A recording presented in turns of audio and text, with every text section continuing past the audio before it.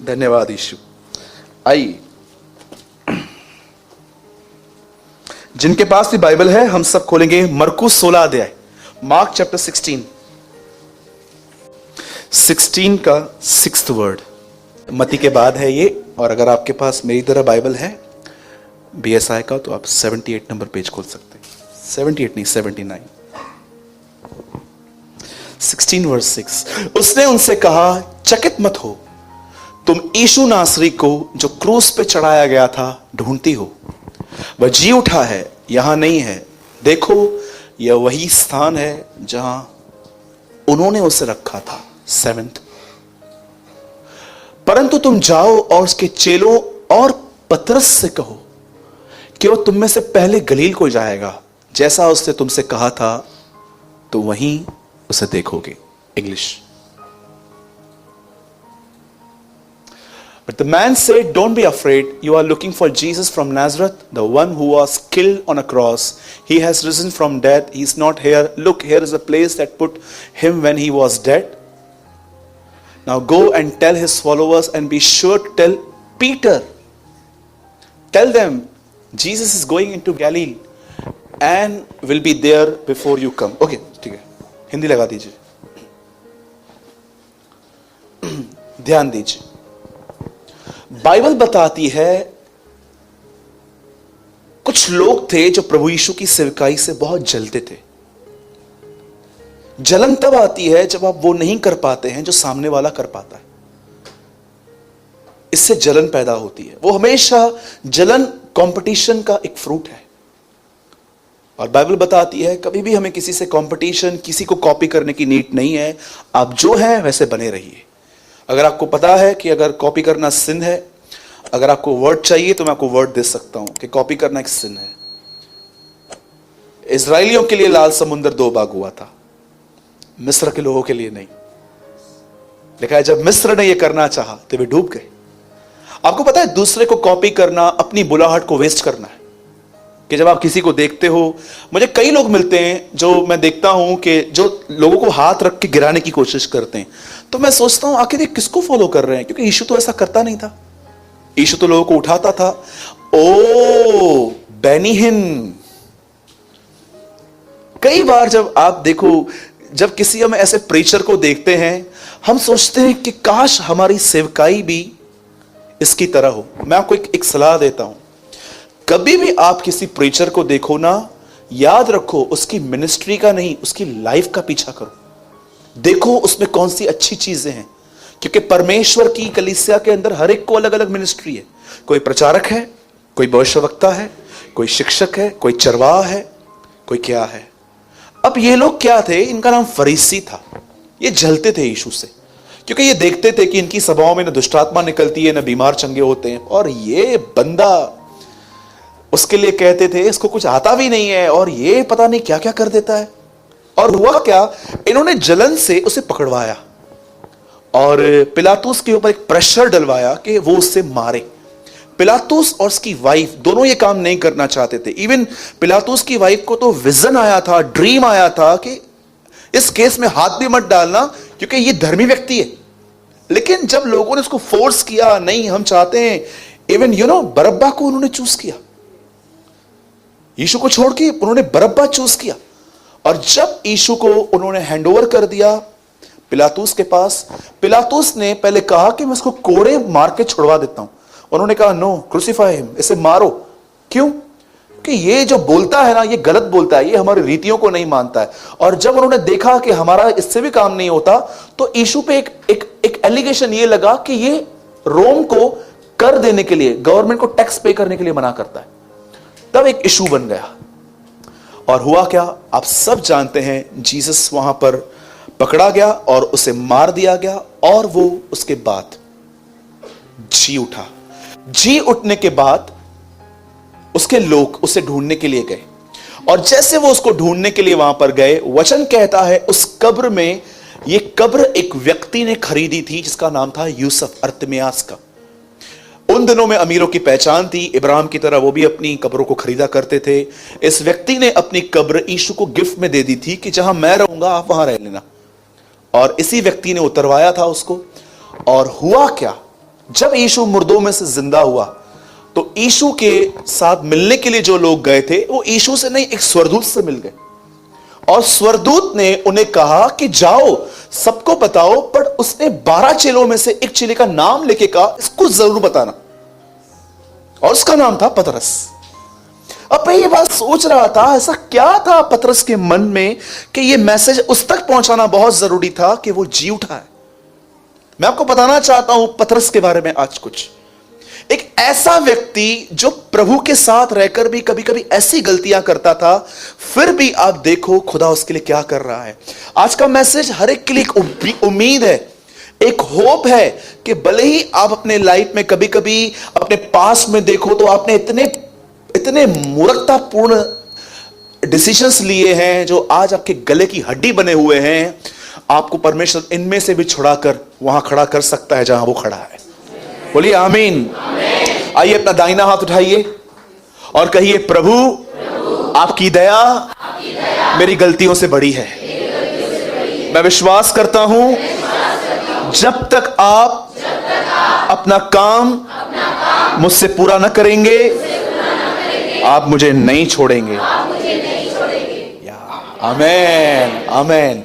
अब सुनिए, ऐसा लिखा गया है, लिखा नहीं गया है, मैं बोल रहा हूं, लिखा ऐसा गया है कि पतरस को मछलियां नहीं मिली। मैं एक चीज ऐड कर देता हूं। एक समय था जब यीशु ने पतरस की मछलियां छुपाई। आप में से कितने लोगों को यह बात पता है परमेश्वर कभी कभी हाइड एंड सीक भी खेलता है? पढ़ा है आपने शेष की?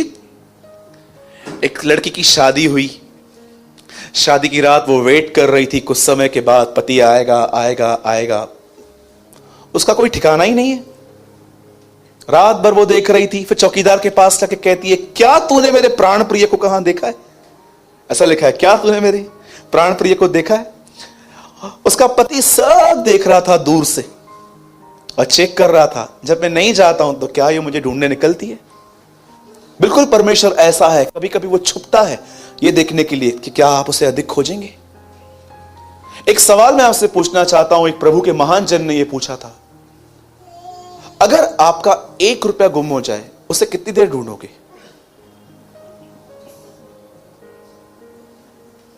मैं आपको अपने लिए बताऊं, 5-7 मिनट 5-7 मिनट भी बहुत लगता है।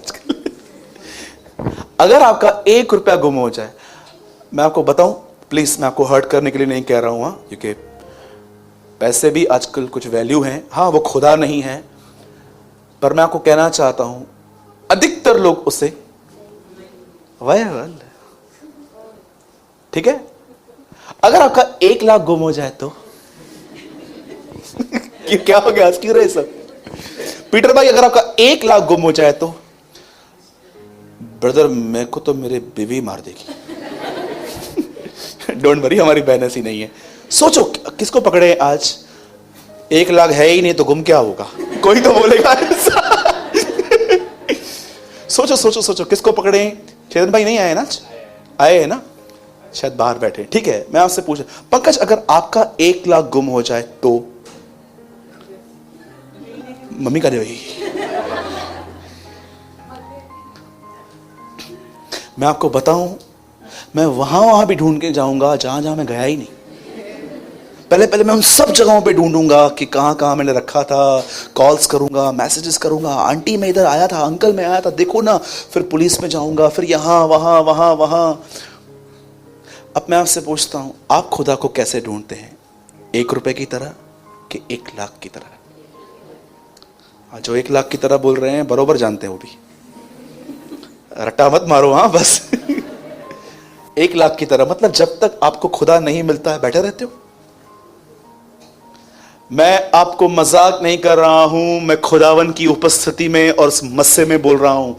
95% मसीह लोग प्रभु को 1 रुपए की तरह ढूंढते हैं। मिला तो मिला, किसको पड़ा हुआ है? हमारे पास आज के लिए खाना है, फोन में रिचार्ज है, इंटरनेट चालू है, यही हमारी लाइफ है, लाइफस्टाइल है हमारे पास, और कुछ नहीं चाहिए। हाँ ढूंढेंगे, हम लोग करते ना 5 मिनट प्रेयर भाई, आते हैं ना आपके पास, आप देखो लास्ट में हम लोग लाइन में पैसे भी डालते हैं आपके चर्च में थोड़े बहुत।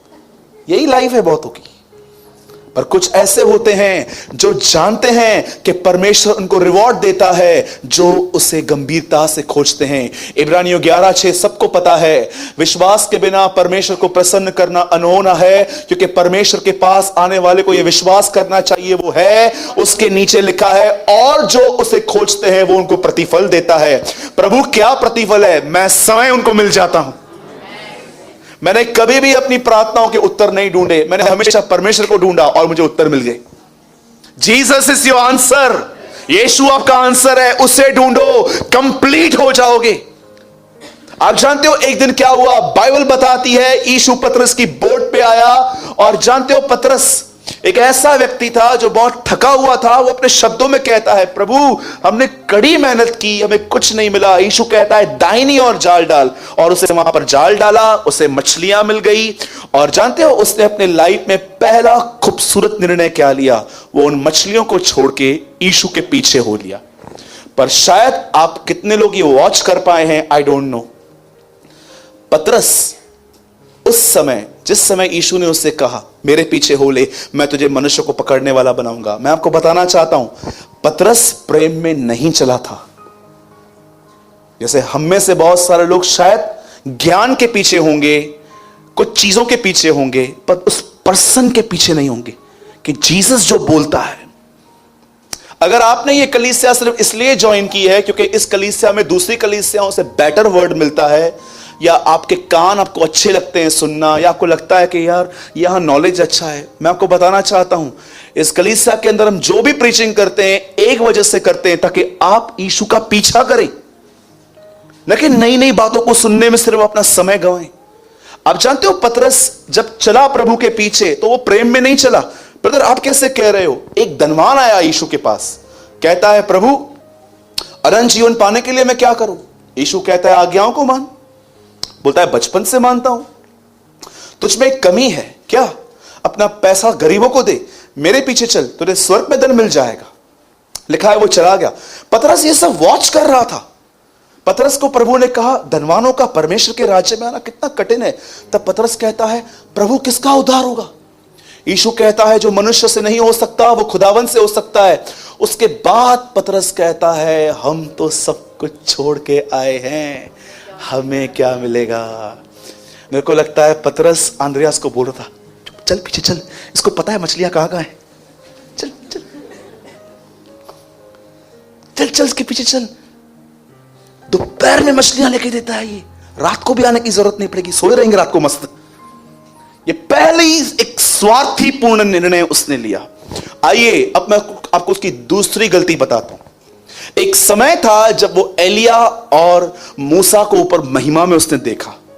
आप सब जानते हैं यीशु प्रार्थना कर रहा था, एलिया और मूसा उसको दिखे, और ऊपर से आपको पता है वहां पर क्या लिखा गया है? उसने जाकर वहां पर कहा, वो लोग बात कर रहे थे, और जाके कहता है यार तंबू बनाओ आपके लिए, मूसा के लिए, एलिया के लिए।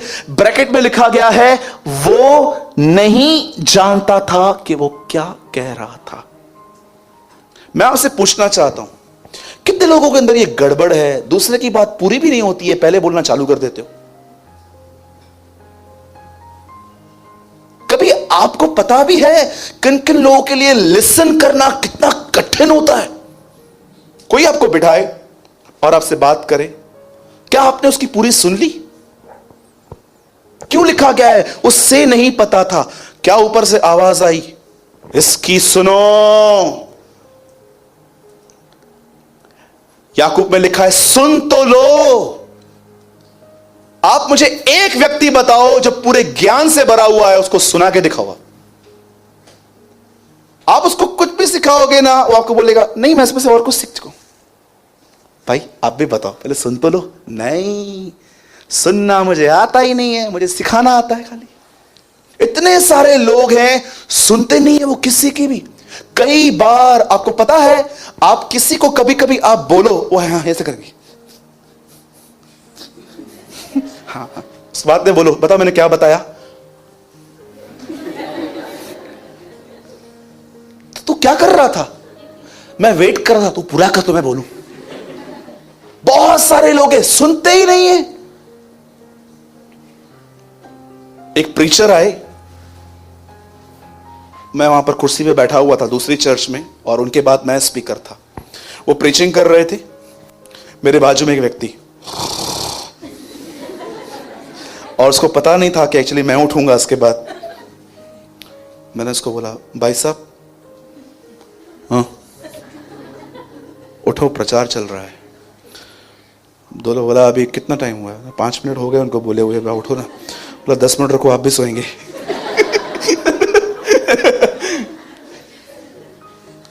चर्चेस में लोग सोए रहते हैं आजकल। आजकल मसीहों को आराम मिलता है सवेरे से, संडे मॉर्निंग इधर है, वो पूरा हफ्ता काम करते रहते, इधर आके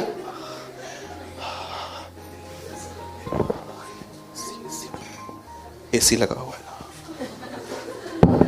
तो नीचे का थोड़ा सोचो। लिखा है वो नहीं जानता था, ईश्वर परमेश्वर ने क्यों कहा उसकी सुनो। मैं आपसे पूछना चाहता हूं, कितने लोगों ने सैमुएल में पढ़ा है, बलिदान से उत्तम है सुनना। मनुष्य रोटी से नहीं, परमेश्वर को सुनने के कारण जीवित रहते हैं। अपने अंदर लस्ट है खाली बोलना बोलना बोलना बोलना। आप कितना सुनते हो? सोचो। कई बार जब आप लोगों को बोलते हो ना, सिर्फ एक शर्त पे बोलते हो, मुझे भी बोलना है इसलिए मैं तेरी सुन रहा हूं। ट्रस्ट मी, अधिकतर लोगों ने सुनना ही बंद कर दिया है। क्यों? क्योंकि ज्ञान ने इतना घमंड पैदा कर दिया है, मुझे उत्पत्ति से लेके मलाकी तक सब कुछ आता है, मैं क्यों सुनूंगा आपकी। मैं आपको बताना चाहता हूं, अगर आपने सुनना बंद कर दिया है ना, आप इस कलीसिया के एक बैकस्लाइडर व्यक्ति हो। हर सुबह वो मुझे जगाता है ताकि शिष्य के समान उसकी सुनूं। यशायाह नबी यीशु मसीह के विषय में लिखता है, और जब उसने मुझसे कहा तब मैंने उसका विरोध नहीं किया। आप बिलीव कर सकते हो, हर 3:30 पौने 4 बजे यीशु मसीह को खुदा बोलता रहा, उठ, हाँ पहाड़ पे चल, और वो बैठता था और परमेश्वर उसके कानों में कुछ बोलता था, और यीशु कहता है मैंने सुना और मैंने विरोध नहीं किया। हर 4 सवा 4 बजे खुदा उसे कहता था, तैयार रहे, वो तुझे दुष्ट आत्मा बोलने वाले हैं, तैयार रहे, वो तुझ पे थूकने वाले हैं। Yes father, I am ready.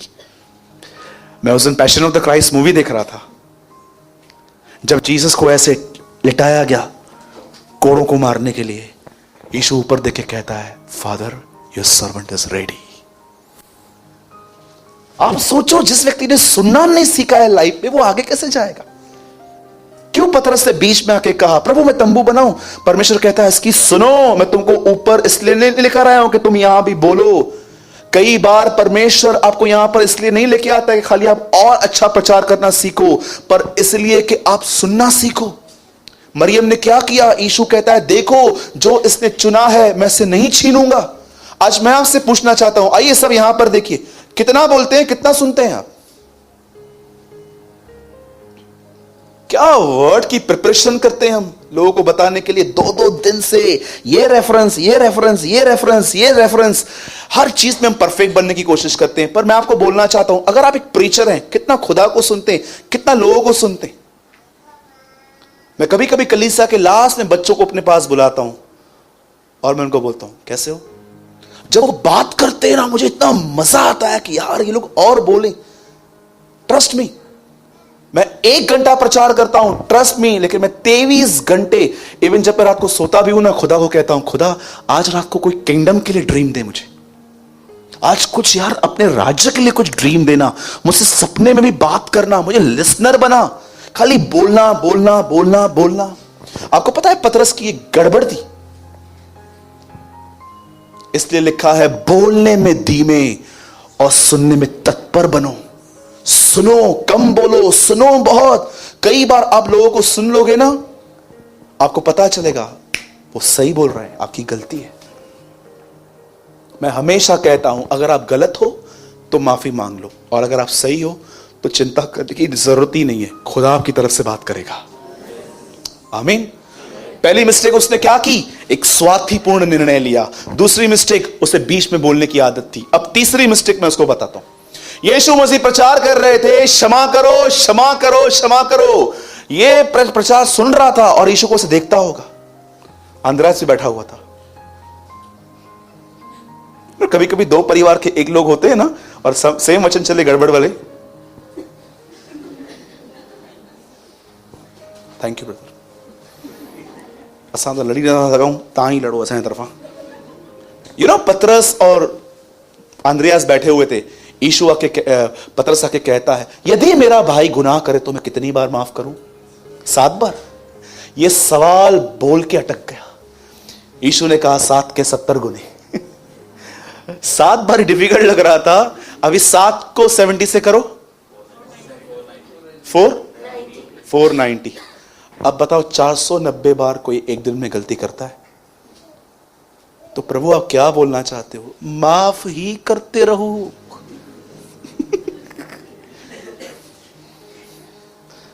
और ब्रदर अगर हम ना कर पाए तो सुनिए, याद रखिए, परमेश्वर कभी भी आज्ञा विदाउट ग्रेस नहीं देता। अगर परमेश्वर आपको कहता है ये करो, तो याद रखना उसे करने के लिए उसके पास ताकत भी है। आप उसके पास बगैर जाए एक्ट करने की कोशिश करते हो। सोचो, मैं आपको बोलता हूं ब्रदर, आप उस आदमी को 50,000 दे दो तो दो ना, आओ देता हूं। आप मेरे पास आते नहीं हो, कितना डालोगे अपना, कितने एफर्ट्स डालोगे आप अपने? कई बार जब खुदा लोगों को कहता है ये करो, तो उनको क्या लगता है? बाप रे, अरे इब्रानियों में लिखा है अनुग्रह के सिंहासन के समीप जाओ और वहां से दया और अनुग्रह पाओ, ताकि वो दया और अनुग्रह तुम्हें सहायता करे। पतरस कहता है प्रभु मैं कितनी बार माफ करूं? आपको पता है पतरस अपने भाई के प्रति गड़बड़ में था, वो माफ नहीं कर पाता था। आज मैं आपसे पूछना चाहता हूं, ठीक है किसी ने आपको हार्म किया, किसी ने आपको डिच किया, किसी ने आपको हर्ट किया, आई एग्री, कुछ कुछ चीजें मस्तक से निकालना आसान नहीं होती हैं, समय लगता है। पर क्या आप उस प्रोसेस में गए हो? जैसे इजरायली 7 चक्कर मार के गए थे, क्योंकि प्रभु ने कहा था 7वें चक्कर में गिरेगी, तो 6 तो प्रोसेस थे, 6 तो मारने ही पड़ेंगे। क्या आप इस प्रोसेस में गए हो? खुदा को क्या रोज कहते हो प्रभु मैं नहीं कर पा रहा हूं, पर मैं आपके पास प्रतिदिन आऊंगा ताकि आप मुझे अनुग्रह दो और एक दिन मैं दिल से इन्हें आशीष दे पाऊं। सोचो, वो अनफॉरगिविंग एटीट्यूड में था, वो स्वार्थीपूर्ण निर्णय लेता था, वो बीच में बोलता था। अब उसकी चौथी गलती मैं आपको बता रहा हूं, ये आखिरी है तो मेरे पास कम से कम 13 मिस्टेक्स उसकी, लेकिन मैं 4 ही बता रहा हूं आज। एक और मिस्टेक आपको पता है, वो एक लेजी व्यक्ति भी था। पहले के दिनों में नहीं, लेकिन जब से खुदा को जाना था, अब उसका काम छूट गया था। एक दिन यीशु ने उसको 3 बार एक ही बात कही, उठ प्रार्थना कर, प्रार्थना कर, प्रार्थना कर। लिखा है ये सोया हुआ था। मैं आपसे पूछना चाहता हूं, कभी कभी आपने ऐसा सोचा है, एक बटन बंद करना, एक स्विच को ऑफ करना, आप दूसरे को क्यों बुलाते हो? सोचो, कितने लोगों ने बचपन में ये गलतियां की थी? सच बताइए। मम्मी, हां लाइट तो बंद कर, मम्मी हां पंखा तो बंद कर। आपका गर्म पानी वो लोग करें?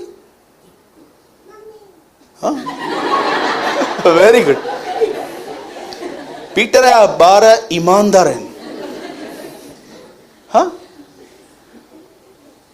बहुत सारे लोग हैं ना, सब हाथ में चाहिए। अरे उठो, तुम्हारा पेट गवाही देता है कि तुम सुस्त हो। बाइबल बताती है तुमने अपने आप को मोटा और ताजा बनाया है न्याय के दिन के लिए। आप जानते हो लोग लेजी कैसे होते? मैं आपको बताता हूं, बिकॉज ऑफ ओवर ईटिंग। ये खा। एक दिन मैं एक भाई के साथ गया, मैं आपको सच कहता हूं, मैं उसके बाद कभी नहीं गया। मैं एक भाई के पास गया, हम लोग वड़ा पाव खाने के लिए गए थे। आप बिलीव करो, मैंने एक खाया, मैं बिल देने पर था, उससे बोला रुक मत दे। मेरे को लगा वो देगा। मैं खुश हो गया। उससे बोला रुक, मुझे बात नहीं मालूम पड़ा, उसका कोटा पूरा नहीं हुआ है। उससे बोला ये दो, वो खाने लग गया। मैं देख रहा था, और आप बिलीव करो मुझे ऑफर तक नहीं कर रहा था, इसमें से लो। फिर वो पूरा हुआ, तीसरा, चौथा। मैं देख रहा था ये किसके साथ आ गया हूं यार मैं खाता। आप बिलीव करो उसने 9 वड़ा पाव खाए।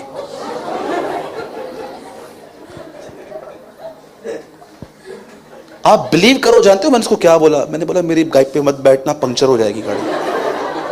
ये खाता जा रहा था, बाद में रात पे खाने के बाद बोला अब आप दे दो।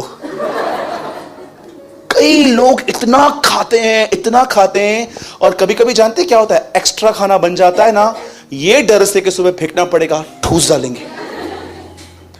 आप खाना बनाओ ही उतना जितना आपके घर में बनता है। कई बार आपने देखा है, आप खाने पीने के मामले में कभी रास्ते पे कुछ समझो, कभी कुछ मिले फ्री में, ऐसे ही वो लोग बांट रहे हैं, अपन तो ऐसे विचारों से ले लेते हैं कि रात का खाना भी नहीं बने, ये ले ले पूरा। मैं आपसे पूछना चाहता हूं, how is eating life? Bible की शुरुआत आदम और हवा परखे गए, इजरायलियों का झगड़ा खाने पर, दानियल की पहली परीक्षा खाना, यीशु की पहली परीक्षा खाना, प्रेरितों के काम में पहला झगड़ा, हमारे विधवाओं की सुधि नहीं दी जाती, और रेवलेशन का अंत, जो जय पाए उसे मैं खाने के लिए दूंगा जीवन के वृक्ष में से। क्यों बाइबल खाने के लिए इतना बात करती है? आपको मैं आज भी बताता हूं, आपकी प्रेयर लाइफ अगर डाउन हुई है तो एक वजह से होती है, because of the over eating. इतना चावल का पहाड़ बनाएंगे, इतना दाल लेंगे, उसके बाद अचार भी चाहिए। लिसन, मैं आपको बताना चाहता हूं, खाना आपके लिए आचार के समान होना चाहिए। जीसस आपका खाना होना चाहिए। आचार समझते? ऐसा होता है कि कभी आचार न मिले तो आप खाना नहीं खाते हो। नॉट मोस्ट इंपॉर्टेंट, मिला तो ठीक है, ठीक है, थोड़ा आम है चख लूंगा, तो हम खा लेते हैं ना। आज बहुतों ने यीशु को एक आचार की तरह जिंदगी दे दी है। मिला तो ठीक है, पर खाना इंपॉर्टेंट। लिखा है उनका पेट उनका ईश्वर बन चुका है। आज मैं आपसे पूछना चाहता हूं, आपकी कैसी है ईटिंग लाइफ? हाँ, खाना पाप नहीं है, खाते रहना ही पाप है। यीशु से पूछा गया दोबारा, आपके आना कैसे होगा? यीशु कहता है नोहा के दिन आएंगे। आप बताइए, कभी आपने इतनी डिशेस देखी थी जो आपने लास्ट 10 ईयर्स में देखी है? क्या कभी आपने इतने रेस्टोरेंट्स देखे थे खुलते हुए जितना आज? ये सच में नोहा के दिन है।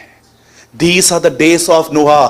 उन दिनों में लोग खाते पीते थे, व्यभिचार करते थे। उन दिनों में आपको पता है, लिखा है पृथ्वी पे लोगों की संख्या बढ़ी हुई थी। आज 7 मिलियन से ऊपर संख्या हो चुकी है पब्लिक यहां पर। 7 मिलियन समझते? 700 लाख, ज्यादा हो गई, सॉरी। कितने हो गए हिंदी में? हाँ, 70 लाख करोड़। चलो ठीक है, इसको छोड़ दो, ठीक है। अब बताइए, 5वीं गलती उससे कौन सी हुई जो सबसे बड़ी गलती थी?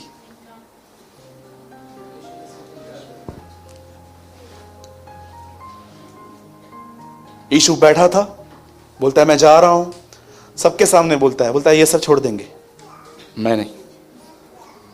कितनी खतरनाक बात है, सबकी तरफ उंगली उठा के बोलना, ये सब छोड़ देंगे, मैं नहीं। सब तुझे छोड़ दे तो छोड़ दे, मैं तुझे नहीं छोड़ूंगा।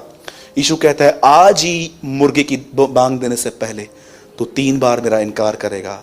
आपको पता है वो तीसरा इनकार उसने एक छोटी सी बच्ची के सामने किया था, और ये इनकार करके इतना फूट फूट के रोने लग गया। आपको पता है, एक ऐसा व्यक्ति जिसे परमेश्वर ने बुलाया मेरे पीछे आने के लिए, जो हर बात में फेल हुआ, अब देखो वो क्या निर्णय ले रहा है।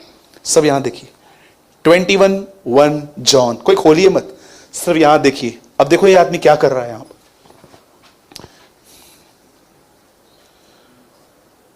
2 शिमोन पतरस और थोमा, जो दिदुमुस कहलाता है, गलील के काना नगर का नतनएल और जब्दी के पुत्र, और उसके चेलों में से 2 जन इकट्ठे थे। आगे शिमोन पतरस ने उनसे कहा, मैं मछली पकड़ने वापस जा रहा हूं। एक आदमी अपनी नजर में इतना गिर गया कि वो सब प्रतिज्ञाएं भूल गया, और वो अपने आप को सोच रहा था आई एम नॉट फिट, और वो बोलता है मैं वापस जा रहा हूं, मैं मछली पकड़ने वापस जाता हूं। उन्होंने उससे कहा हम भी तेरे साथ चलते। खत्म हो गया, यीशु मर गया, अब क्या करना है, जा रहा हूं मैं वापस। आइए पीछे जाइए। और बाइबल बताती है उसके बाद उसके चेलों में से एक का नाम स्वर्गदूत कहता है जाओ और उसको बताओ वो जी उठा है। मैं आपको बताना चाहता हूं, जब इस आदमी का नाम लिया गया, पतरस से कहो कि मैं जी उठा हूं। जानते हो इस मैसेज के अंदर पीछे क्या मैसेज है? पतरस, एक समय था मैंने तुझे चुना, अपने पीछे चलने के लिए बुलाया। तू हर बात में फेल हुआ, तूने इनकार किया, तू लेजी था, तू बीच में बोलता था, तू ये करता था, तू ओवर कॉन्फिडेंट था, तू नीचे गिरा, मैं सब जानता हूं, पर फिर भी मैं आज तुझे संदेश दे रहा हूं, तू नीचे मेरी नजर में नहीं गिरा है, मैं तुझे उठाऊंगा। I will lift you up. मैं आप में से हर उस व्यक्ति को कहता हूं, आइए यहां देखिए, हो सकता है मसीह में आने के बाद भी आपसे व्यभिचार हुआ हो सकता है मसीह में आने के बाद भी आपने कुछ ऐसे निर्णय लिए हैं जिससे आपका नाम नीचे आया है, हो सकता है कि आपके लिए लोग छुप छुप के बातें करते हैं। मैं आपको बोलना चाहता हूं, सब छोड़ दो उनकी बातें, आज परमेश्वर का कलाम सुन लो। आने वाले समय में खुदा आपको अपनी पाक रूह से भी भरेगा और आपका उपयोग भी करेगा। We are not useless, we are useful. यहां पर कोई भी ऐसा नहीं बैठा है, मैं आपको बताना चाहता हूं, चेंज योर एटीट्यूड। अपने एटीट्यूड को बदलिए, गुलाम मत बनिए लोगों के। लोग मेरे विषय में ये कहते हैं, उनको बोलने दो, वो कौन है हमारी लाइफ डिसाइड करने वाले? हमारी लाइफ खुदा डिसाइड करेगा और उसे डिसाइड करके रखिए। मैं आपको एक वचन शो करता हूं, मुझे नहीं लगता है कि आप में से कितनों ने यह वचन पढ़ा है या ध्यान दिया है, पर यह वचन बोल के मैं आज के संदेश को समाप्त करूंगा। ब्रदर आइज़ाया खोलिए, यशायाह नबी की किताब,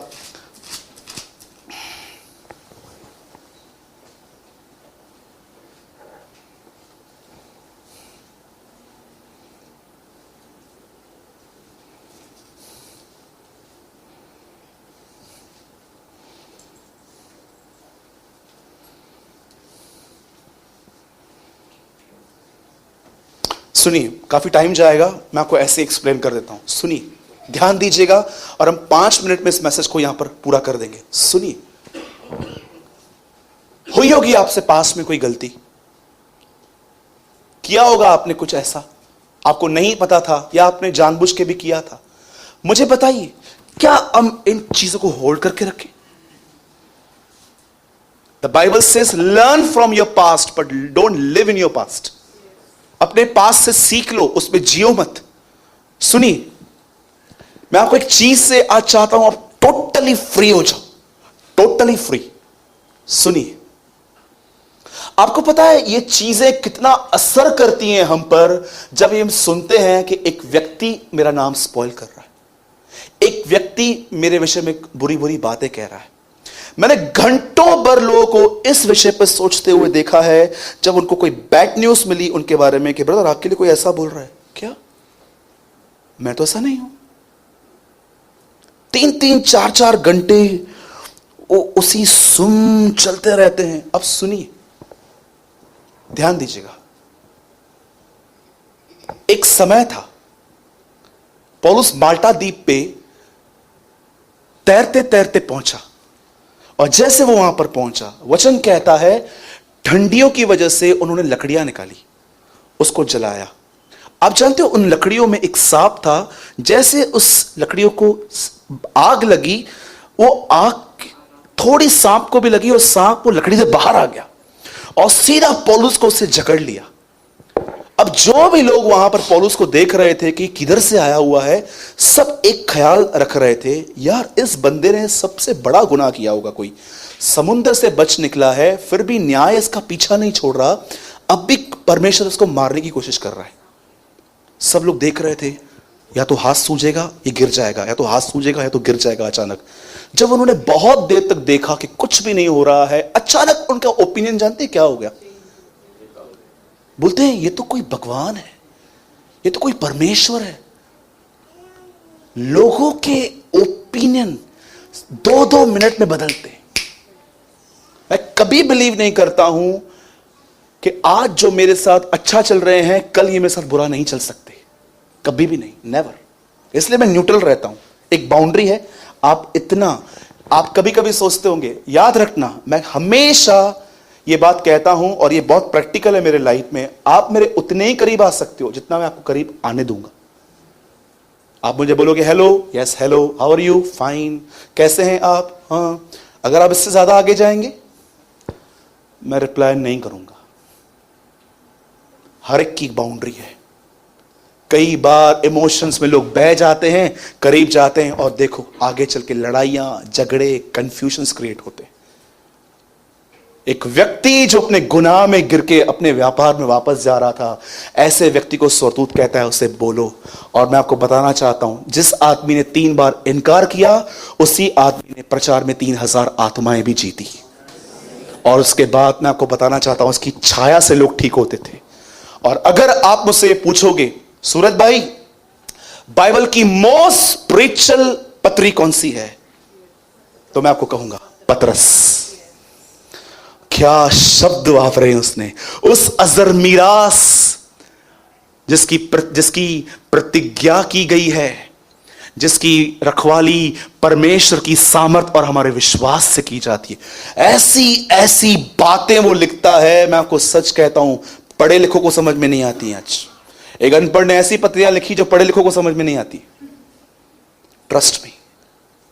और मैं आपको बताऊं, अपने भाई को माफ न करने वाला अंतिम दिनों में कैसा बना। लास्ट वर्ड, मैं उस वर्ड का नंबर नहीं जानता हूं, इसलिए मैं आपको बता नहीं पाऊंगा, पर आप चाहो तो घर पे जाके सीख करना, आपको मिल जाएगा।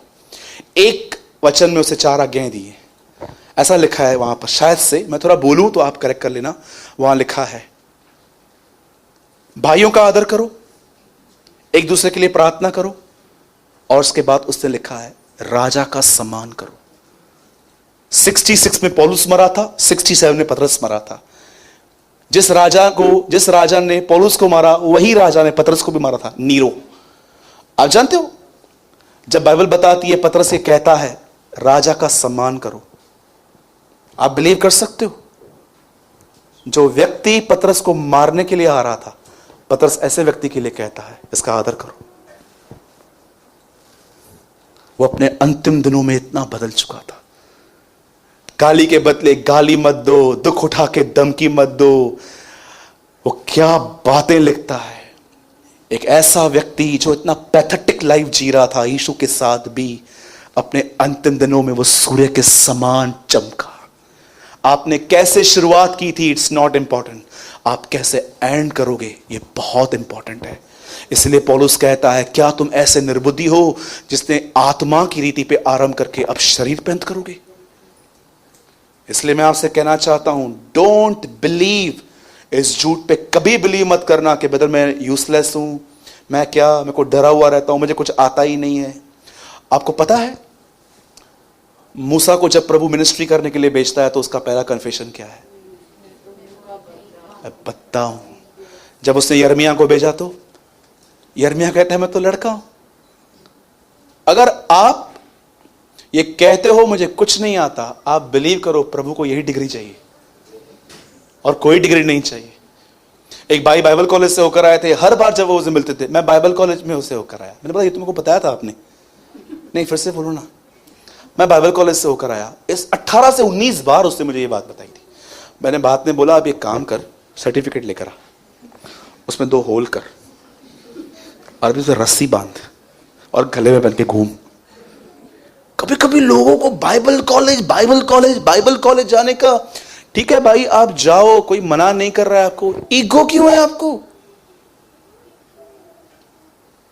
इससे पहले कि आप परमेश्वर के बहुत सारी बातें जानो, प्रभु आपको पहली चीज क्या सिखाता है? उत्पत्ति में शैतान ने मनुष्य को ज्ञान के वृक्ष की ओर फेरा है।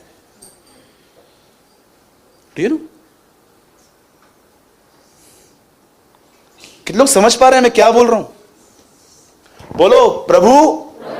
आइए अपना दाहिना हाथ उठाइए, बोलिए प्रभु, मैं विश्वास करता हूं मैं यूजलेस नहीं हूं, मैं यूजफुल हूं। आप मुझे भरेंगे, अपनी आत्मा से भरेंगे, और इस अंतिम समय में मैं अपनी बुलाहट पूरी करूंगा और आपके लिए खड़ा रहूंगा, यीशु मसीह के नाम में। आमीन, आमीन। आप में से जितने भी लोग मुझे YouTube पे सुनते हैं, देखते हैं, मैं आपको एक संदेश देना चाहता हूं। आप चाहे किसी भी कलीसिया से हैं, आप कहां से भी हैं, मैं आपको बोलना चाहता हूं, आपने चाहे मसीह में आने के बाद कितनी भी गलतियां की, परमेश्वर आज भी आपसे प्रेम करता है। ईमानदारी से उसके पास जाइए, चोर के समान अपने गुनाहों को मान लीजिए। और ये मेरा एक वादा है बाइबल में से लेकर, मैं आपको कहना चाहता हूं, खुदा आपको उठाएगा, आपका इस्तेमाल करेगा और अपनी जनरेशन में आपको स्टैंड करेगा।